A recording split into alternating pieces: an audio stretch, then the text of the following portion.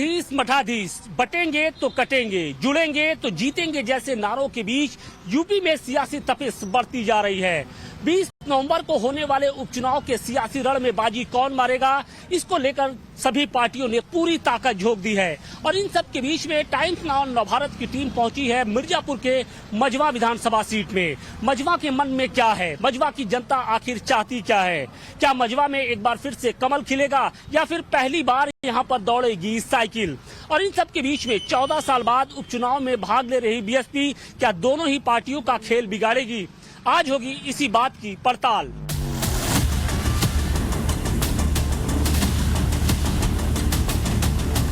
Majhawan seat पर सियासी समीकरण क्या है, यहाँ के लोगों के मन में क्या है, इसी को समझने के लिए आज हम पहुंचे हैं कछवा रोड स्थित एक चाय की दुकान पर। और यहाँ पर मझवा की जो जनता है वो हमारे साथ है।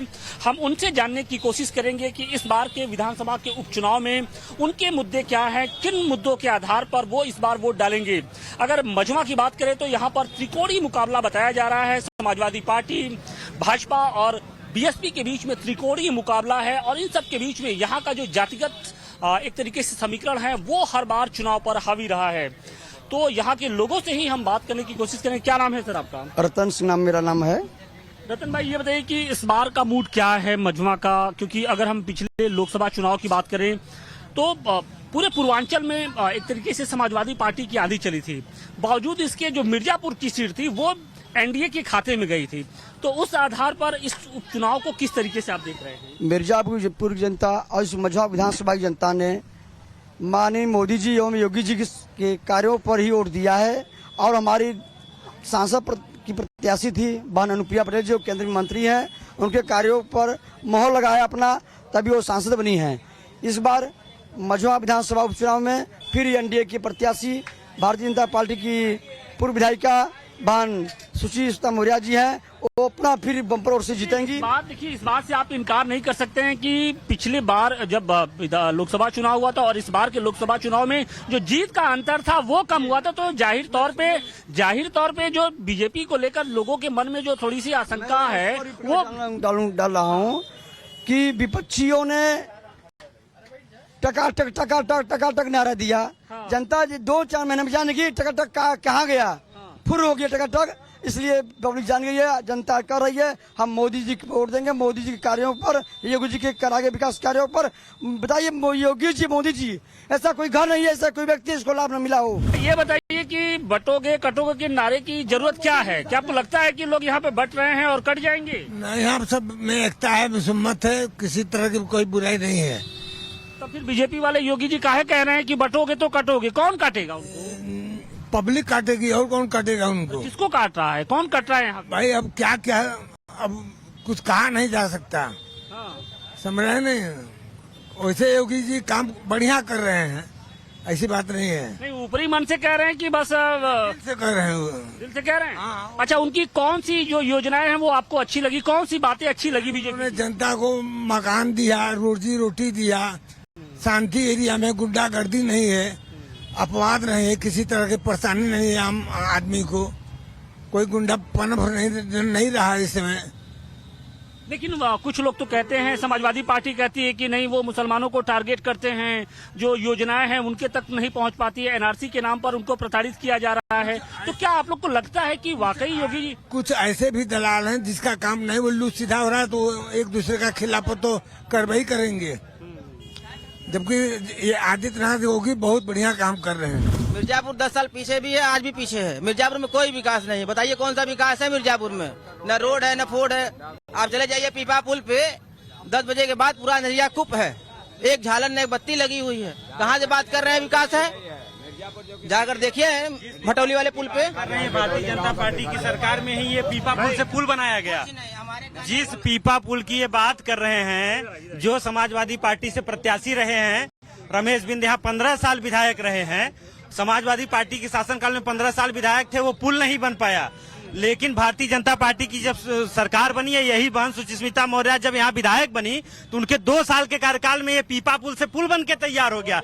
इसी विधान सन 2014 से पहले मिर्जापुर में मेडिकल कॉलेज नहीं था, अब मेडिकल कॉलेज है। सन 2014 से पहले मिर्जापुर में इंजीनियरिंग कॉलेज नहीं था, इस समय इंजीनियरिंग कॉलेज है। सन 2014 से पहले मिर्जापुर में विश्वविद्यालय नहीं था, इस समय मिर्जापुर में विश्वविद्यालय बनके तैयार हो गया है। भव्य विंध्य कॉरिडोर बनके तैयार हो गया है। क्या लगता है, उम्मीद क्या कर रहे हैं? उम्मीद यही है कि विकास, मेरे क्षेत्र में विकास होना चाहिए। आप विकास की बात कर रहे हैं, लेकिन वहाँ तो नारा चल रहा है बटोगे कटोगे, जोड़ोगे तो जुड़ोगे। सर नहीं, यहाँ मझवा विधानसभा में जो कि पूरे देश हमारे जितने जनता है सब विकास के नाम पे वोट देंगे। अच्छा, आप लोग एक युवा है, युवा होने के नाते किस तरीके से पिछले 10 सालों के कार्यकाल को देखते हैं? सर बेरोजगारी है यहाँ पर, बेरोजगार है सब, कोई रोजी रोटी यहाँ पर नहीं है, सब घूम टहल रहे हैं। आप क्या करते हैं? हम मछली काटते हैं। मछली काटते हैं? जी। अरे आपके पास तो रोजगार है। सर वहाँ भी हमको दिक्कत होता है कभी। क्या दिक्कत होती है? हमको भी। मछली खाने वाले कम हो गए हैं क्या? जी सर। क्यों, महंगाई है? जी सर, महंगाई। और भी लोग हैं, हम उनसे भी बात करेंगे। आइए, क्या नाम है आपका? अखिलेश कुमार मिश्रा।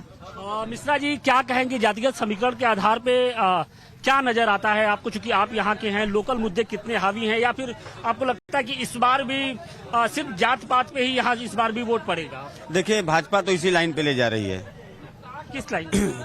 हिंदू मुसलमान, भारत पाकिस्तान, भाई को भाई से बांटना, देश को देश से बांटना, कौम से कौम को बांटने के अलावा इनके पास कुछ नहीं है। समाजवादी पार्टी भी तो यही कह रही है कि हिंदुओं में पीढ़ी है, ये पिछड़ा है, ये दलित है, ये अल्पसंख्यक है, ये ठाकुर है, ये पंडित है, ये बावन है, ये फलाना है, ये ढिमका है, जातिगत इनकी गणना कराइए, उनकी गणना, उसकी जरूरत ही क्या है? यह लोग कुछ कहें, लेकिन जनता जागरूक हो चुकी है, इनके जुमले को जान चुकी है। यह राम रहीम में कितने दिन फंसाएंगे जनता को।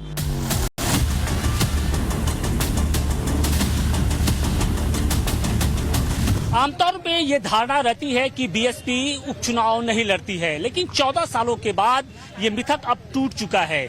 इस बार बीएसपी ने भी उपचुनाव में, यानी उत्तर प्रदेश की 9 जो विधानसभा सीटों पर जो उपचुनाव हैं उनमें भाग लेने का फैसला किया है, और मिर्जापुर की मझवा सीट पर उन्होंने दीपक तिवारी को मैदान में उतारा है। सवाल इस बात का है कि दीपक तिवारी जो सियासी समीकरण है उसको क्या तोड़ पाएंगे, क्या उनकी जीत होगी, या फिर वो खेल बिगाड़ेंगे। हमारे साथ वो खुद मौजूद हैं, हम उनसे भी बात करेंगे कि हालात क्या हैं, क्योंकि 14 सालों के बाद बीएसपी चुनाव लड़ने जा रही है। आमतौर पर ये धारणा रहती है कि बीएसपी उपचुनाव नहीं लड़ती है, लेकिन 14 साल के बाद बीएसपी ने उपचुनाव में भाग लेने का फैसला किया। इसे आप किस तरीके से सोचते हैं? थोड़ा सा लोगों के बीच में देखिए, बहुजन समाज पार्टी चुनाव इस बार 2024 की लड़ रही है, और 2005 में जब उपचुनाव हुआ था, यहाँ से पंडित मिर्जापुर मंडल में ही चुनाव हुआ था औराई विधानसभा से, और वहाँ से पंडित रंगनाथ मिश्रा जी चुनाव लड़े थे, और 2000 उन्होंने उपचुनाव बहुजन समाज पार्टी जीती थी, और 2007 में बहन जी की सरकार बनी थी।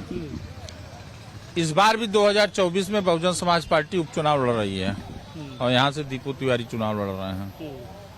और इस बार मझवा विधानसभा की जनता ने, सर्व समाज ने एक मन बना लिया है कि इस बार बहुजन समाज पार्टी को यहाँ से विजय दिलाएंगे।